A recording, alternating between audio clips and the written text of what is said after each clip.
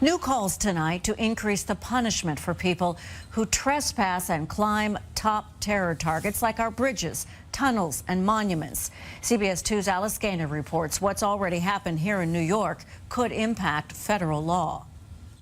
Over the summer, 2 German artists climbed the Brooklyn Bridge, switching the American flags with whitewashed versions. The stuntmen placed aluminum pans over the floodlights to keep them from being seen.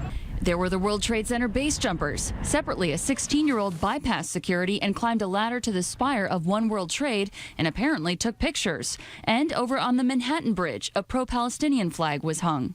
In these cases, no harm was done, but they open our eyes to a whole host of real threats caused by trespassing on buildings like this. Meaning critical infrastructure, defined by the Patriot Act as systems and assets so vital to the U.S. that the incapacity or destruction to them would have a debilitating effect. That would be a bridge, a power plant, the air vents to one of our tunnels.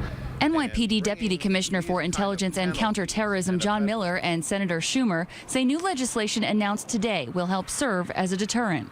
If passed, trespassing something like the Brooklyn Bridge here would be considered a federal crime punishable by up to 5 years in jail, as opposed to the current 1 year or less jail sentence in New York City.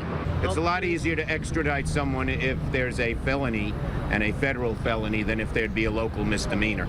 Schumer says this legislation is based on another federal law protecting railroads. Residents are mixed on whether the measure does enough. Punish people more, I don't think it's enough.